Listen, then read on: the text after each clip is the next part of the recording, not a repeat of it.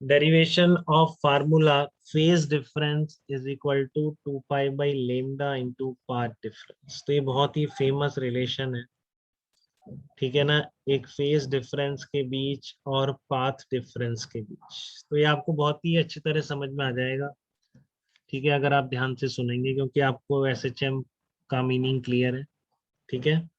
तो देखो, वेव की बात अगर मैं करूं, जिसको वेव नहीं आती कोई फर्क नहीं पड़ता, अभी सुन लो, ठीक है। वेव आपने ऐसी जाती हुई देखी है, सबको पता है ये वेव, ठीक है। तो वेव में क्या होता है, पार्टिकल कहीं नहीं जाते हैं, जस्ट अपनी मीन पोजीशन के अबाउट ऑसिलेट करते रहते हैं। तो मैं वैसी वेव की बात कर रहा हूँ, एक साइन वेव की बात कर रहा हूँ, ठीक है ना। मैं किसकी बात कर रहा हूँ, मैं एक साइन वेव की बात कर रहा हूँ। तो साइन वेव में क्या हो रहा है, हर पार्टिकल, साइन वेव का मतलब क्या है कि जिसमें हर पार्टिकल ऑसिलेट तो हर वेव में करता है, मीडियम के पार्टिकल ऑसिलेट करते हैं, वही वेव बनती है, ठीक है। बट साइन वेव में क्या होता है कि हर पार्टिकल जो है, ठीक है ना, अपनी मीन पोजीशन के अबाउट एसएचएम करता है, वो वाली वेव क्या कहलाती है, साइन वेव क्या, ठीक है ना। Every particle is oscillating like sine wave, अपनी मीन पोजीशन के अबाउट सारे पॉइंट, जैसे जैसे वेव आगे बढ़ती जाती है पॉइंट के ऑसिलेशन शुरू होते जाते हैं, समझ रहे हैं। जैसे जैसे वेव आगे बढ़ रही है, एनर्जी आगे बढ़ रही है, पार्टिकल के ऑसिलेशन इस तरीके से शुरू होते जाते हैं, और इस तरीके से लगातार कॉन्टिन्यूसली वेव आगे बढ़ती रहती है, ठीक है। ये वेव इस तरह से प्रोपेगेट करती है आगे।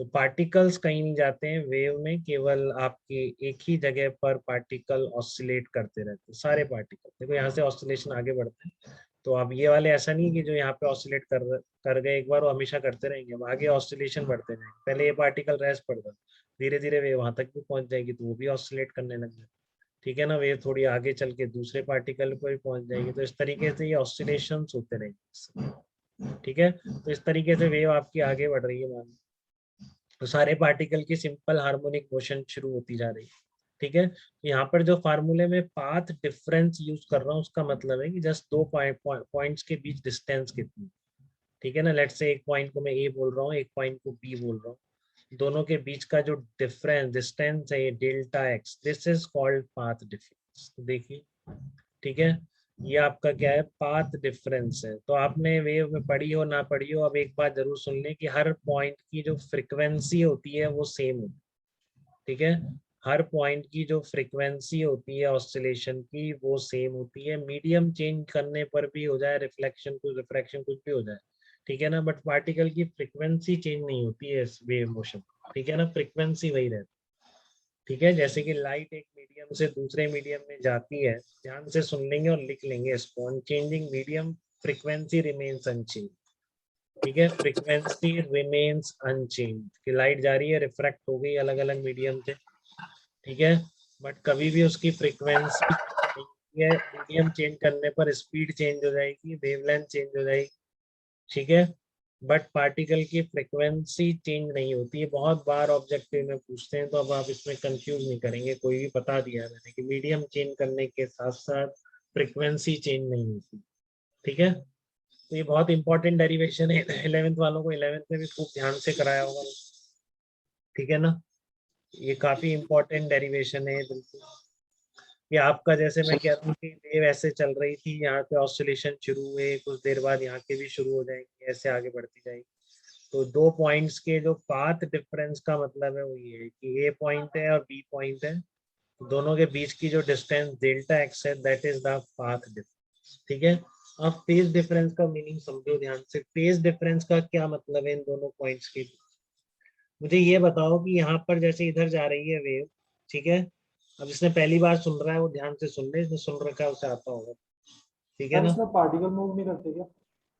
पार्टिकल अपनी पोजीशन पर ही ऑसिलेट करते हैं, आगे नहीं बढ़ते हैं, वेव, उसी को वेव तो बोलते हैं। आशीष जहांगीर, आपने 11th में काफी लापरवाही करी वेव में।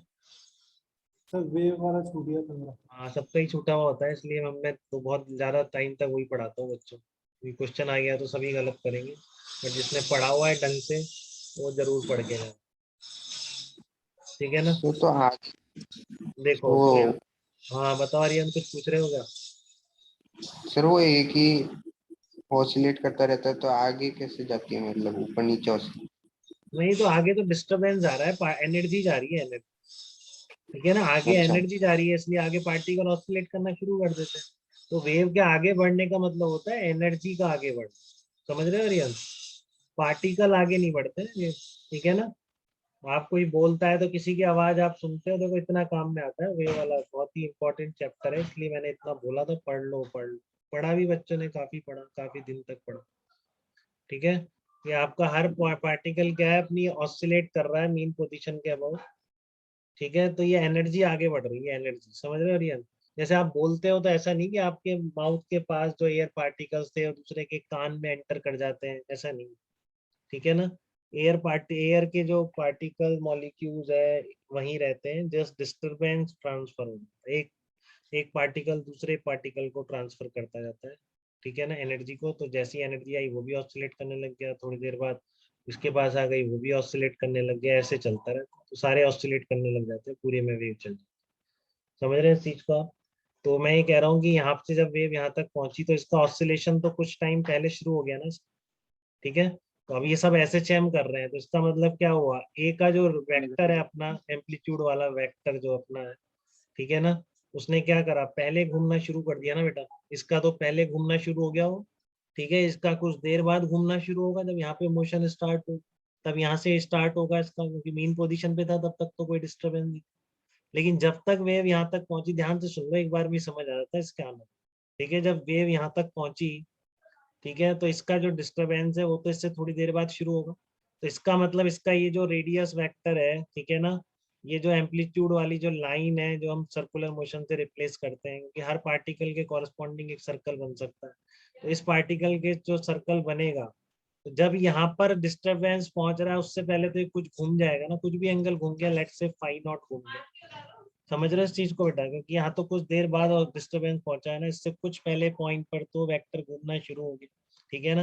अभी हो सकता है जब तक यहाँ पहुंचा, हो सकता है a/2 तक पहुंच गया, हो सकता है ये +a पर पहुंच गया, हो सकता है ये वापिस अपनी मीन पोजीशन से गुजर रहा हो जब वहां पे डिस्टरबेंस पहुंचा, कुछ भी हो सकता है, ठीक है? तो ये जो एंगल ये घूम जाएगा इसकी रेस्पेक्ट में, ये वाला जो पार्टिकल है ये जितना एंगल घूम जाएगा, that is called phase difference between these two points of the meaning, ठीक है? क्योंकि आपको पता है डिस्टरबेंस इस पॉइंट पर कुछ देर बाद पहुंचेगा, डिस्टरबेंस यहाँ पर पहले ही शुरू हो चुका है, इसका वेक्टर पहले घूमना शुरू हो गया। अब ये बहुत नॉर्मल सी बात है, अरियंत आपको भी इतनी नॉर्मल लग रही है कि नहीं, कि यहाँ पर जब ये पहुंचेगा उससे पहले इसका वेक्टर रेडियस वेक्टर कुछ एंगल घूम जाए। हाँ आशीष जांगीड़ बताइए। नहीं सर। हाँ ओके बेटा, ठीक है, तो ये घूम जाएगा, जितना घूमेगा, मान लो ये अपनी एक्सट्रीम पोजीशन पर पहुंच गया, जब तक डिस्टरबेंस वहां पहुंचा, तो इनका फेज डिफरेंस कितना बोला जाएगा, जब ये एक्सट्रीम पर पहुंच गया +a पर, तो कितना हो गया? हाँ बिल्कुल, तो ये एंगल कितना हो जाएगा, π/2। तो इन दोनों का पार्टिकल के इन दोनों मीडियम के पॉइंट्स का फेज डिफरेंस कितना कहलाएगा, π/2 कहलाएगा, ठीक है? तो सारी चीज वेव कह दो या सिंपल हार्मोनिक मोशन कह दो, सारी इस सर्कल से गवर्न होती है, ये बहुत इंपॉर्टेंट है चीजों को समझना, ठीक है? हो सकता है कि जब यहाँ पे डिस्टरबेंस पहुंचा डेल्टा एक्स डिस्टेंस पर, तब तक ये वापस यहाँ तक आ गया, तो जब ये ऐसे यहाँ पर आ गया सर्कल में, पोजीशन कितनी आ जाएगी यहाँ पे, तो तुरंत फेज डिफरेंस पता पड़ गया कितना, पाई का फेज, क्योंकि वो तो स्टार्ट कर रहा है मेन पोजीशन, ये घूम के कहाँ तक आ गया है, आगे एक्सट्रीम तक जाके वापस यहाँ तक आ गया, तो कितना घूम जाएगा इसका वेक्टर यहाँ पर आ जाएगा सर, तो कितना एंगल हो गया ये पाई, तो ये पाई का फेज डिफरेंस डेवलप हो गया, ठीक है? क्योंकि ये एंगल जितना घूम जाएगा ज्यादा, वही क्या है, दो पॉइंट्स के बीच का फेज डिफरेंस है, ठीक है? अब कैसे रिलेशन निकालना जाए, तो बहुत ही ज्यादा सिंपल, ये कितना एंगल घूम जाएगा, क्योंकि ओमेगा तो सेम है सबका, ठीक है ना? तो मान लो इसका ओमेगा है, जो एंगुलर फ्रीक्वेंसी एसएचएम की, ये जो है इक्वेशन, ठीक है ना? तो ये जो ओमेगा है आपका वो तो सबका सेम, तो टी टाइम में मान लो यहाँ से यहाँ तक पहुंचने में टी टाइम लगता है, तो कितना घूम जाएगा ये बताना जल्दी से, φ0 कितना हो जाएगा अगर यहाँ, ओमेगा टी। हाँ ओमेगा इंटू टी हो जाएगा ना? अरे आ रहा है कि नहीं, omega angular frequency T time में ही तो घूमेगा। अनुष्का आपको क्लियर है कि नहीं? Yes omega into T, T time में कितना एंगल, अनुष्का रहती नहीं रिकॉर्डिंग करती लग रहा है, वह बाद में देखते हो, φ0 कितना हो गया, ओमेगा इंटू टी हो गया है, ठीक है? ओमेगा इंटू टी हो गया है फेज डिफरेंस यहाँ से यहाँ तक के जो पॉइंट्स हैं इसके बीच में, ठीक है? फेज डिफरेंस कितना हो गया, ओमेगा इंटू टी हो गया,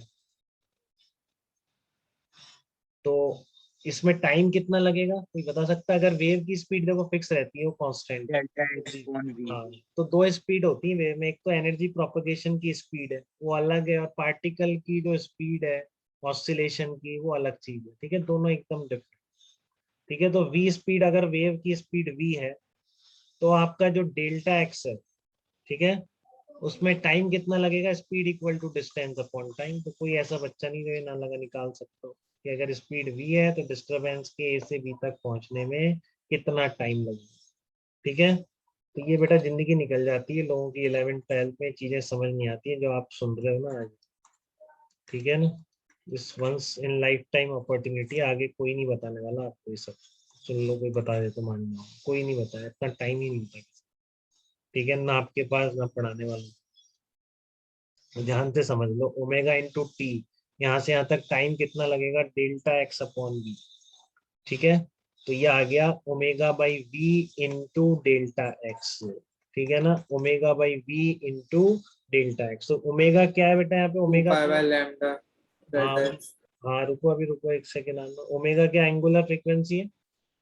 ठीक है ना, क्योंकि हर जो भी आपकी वेव डिस्टरबेंस आगे चलती है, तो क्या मतलब है वेव का? सारे पार्टिकल एसएचएम शुरू करते जा रहे हैं, करते जा रहे हैं, सब सेम फ्रीक्वेंसी से एसएचएम कर, बस इतना यूज कर रहा हूँ, और कोई वेव यूज नहीं कर रहा हूँ मैं। ये समझ कर बैठ जाना, वेव नहीं आती, बता दी मैंने, यही वेव होती है जो चिल्ला रहा हूँ इतनी देर से। ठीक है ना, यहाँ पर पार्टिकल के एसएचएम शुरू होते जाते हैं और डिस्टरबेंस आगे बढ़ता है। ठीक है, तो यहाँ से यहाँ तक पहुंचने में टाइम कितना लगा? तो आगे बढ़ने की स्पीड फिक्स होती है एनर्जी के, उसको हम वेव स्पीड बोलते हैं। ठीक है, और पार्टिकल कैसे ऑसिलेशन कर रहे हैं? अभी सब सिंपल हार्मोनिक वेव है, तो इस तरीके से ऑसिलेशन कर रहे हैं। ठीक है, सारे पार्टिकल एसएचएम कर रहे हैं, एम्पलीट्यूड सबका सेम रहेगा, सारे पार्टिकल का एम्पलीट्यूड सेम। ठीक है, तो ओमेगा क्या हो गई? एंगुलर फ्रीक्वेंसी जिससे पार्टिकल सारे ऑसिलेट करते हैं, और वी क्या है आपका? Wave speed. ठीक है, तो जस्ट ओमेगा बाई वी को एक नाम दे देते हैं जिसको हम कहते हैं के इंटू डेल्टा एक्स। क्या कहते हैं? के इंटू डेल्टा एक्स। तो जो आपका फेज डिफरेंस आ रहा था ए और बी के बीच में, ठीक है, वो कितना आ गया? के इंटू डेल्टा एक्स आ गया। अगर ए और बी के बीच का सेपरेशन डेल्टा एक्स है तो उनका फेज डिफरेंस देखो डेल्टा एक्स से रिलेट कर दिया, कांस्टेंट इंटू डेल्टा एक्स। ये कांस्टेंट क्या होता है? ठीक है ना, इसको आप और तरीके से निकाल लो, ऐसा कुछ नहीं है। जैसे ओमेगा बाई वी है, अब आपको थोड़ा सा बस एक रिलेशन बता रहा हूँ, कैसी भी वेव हो, ठीक है ना, उसकी वेवलेंथ वेलोसिटी से ऐसे रिलेट होती है। अब जब वेव पढ़ेंगे तब डेरिवेशन भी कर लेंगे। ठीक है ना, अभी ध्यान रखो, कैसी भी वेव हो, स्पीड जो है आगे बढ़ने की क्या होती है? Wavelength into frequency. तो यहाँ पर v की जगह मैंने लेमडा एफ रख दिया, ओमेगा की जगह 2 पाई एफ रख दिया, कट गया। तो k की वैल्यू कितनी आ गई? 2 पाई बाई लेमडा। ठीक है, तो बस ये आपका स्टैंडर्ड रिलेशन हो जाएगा, phase difference is equal to 2 pi by lambda into delta x. ठीक है, देखो ये सारी बात ही मैंने यहाँ भी समझा रखी, सेम बात मैंने यहाँ पे समझाई, मैंने 2 पॉइंट दिखाए, दोनों के बीच का सेपरेशन बताया। ठीक है, फिर ये वेव इक्वेशन है साइन ओमेगा टी माइनस के एक्स प्लस 1। तो इस वेव की इक्वेशन अगर दे रखी है तो यहाँ पर जो एक्स के साथ कांस्टेंट आता है वो के ही होता है। इसकी वैल्यू ओमेगा बाई वी लिख दो या 2 पाई बाई लेमडा। तो जो मैं जिस वेव की बात कर रहा था उसकी इक्वेशन कुछ इस तरह की थी। ठीक है, तो ये वेव की इक्वेशन होती, नहीं आती कोई दिक्कत नहीं, मैं बिल्कुल यूज नहीं करने वाला, एकदम यूज नहीं करूंगा। ठीक है ना, मैं इस चैप्टर में आपसे सिर्फ ये निकलवाऊंगा और कुछ मेरा पर्पस नहीं। 2 पॉइंट्स हैं स्पेस के, दोनों के बीच में पाथ डिफरेंस कितना? अभी तो एक ही वेव है, बस 2 वेव का निकलवाऊंगा। ये आपको अगर आता है ज्योमेट्री से निकालना, तो ज्योमेट्री वही 6th 7th वाली, ये भी नहीं ज्योमेट्रिकल ऑप्टिक्स वाली भी नहीं कि बहुत थोड़ा लगाना पड़ रहा है, एंगल वेंगल देखना पड़ रहा है, 6th 7th वाली ज्योमेट्री। ठीक है ना, कि दो लंबाई अगर गिवन है तो उनकी दोनों का डिफरेंस कितना होता है, ये बस चाहिए मुझे इस चैप्टर में। कोई वेव इक्वेशन या कुछ भी नहीं चाहिए, ये तो जस्ट इस रिलेशन से थोड़ा फील करा दूं मैं आपको कि 2 पॉइंट अगर सेपरेटेड हैं तो उनके बीच की डिस्टेंस पता है, तो उनके बीच का फेस डिफरेंस कितना होता है, इसकी थोड़ी सी फीलिंग लाने के लिए मैंने ये सब किया है। ठीक है, तो ये वेव की इक्वेशन है, नहीं आती तो कोई बात नहीं, ऐसी होती है मान लो। और यहाँ पर जो कांस्टेंट है that is 2 pi by lambda. फिर ठीक ये है, एक मीडियम से दूसरे मीडियम जाने पे चेंज हो जाता होगा।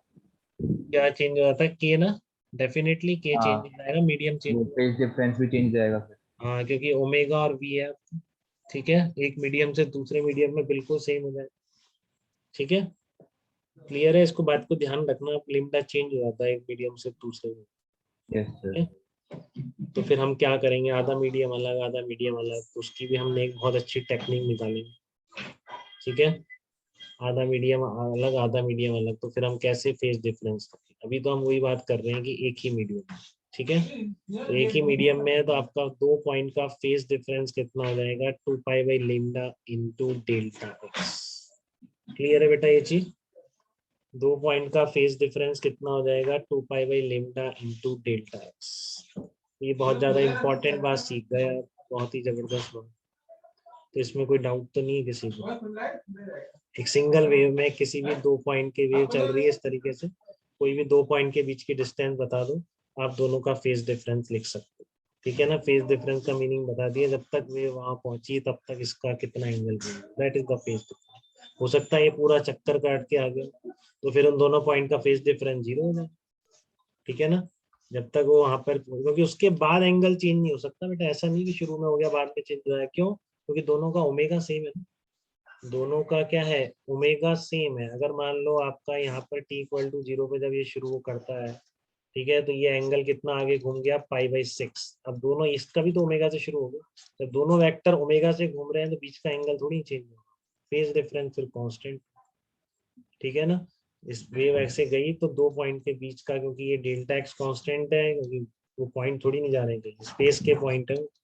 ठीक है, तो उन दोनों स्पेस के पॉइंट के भी डेल्टा एक्स फिक्स है, तो उनका फेज डिफरेंस कितना हो गया, 2 pi by lambda into delta x. ठीक है, चलिए वेरी गुड, बहुत ध्यान से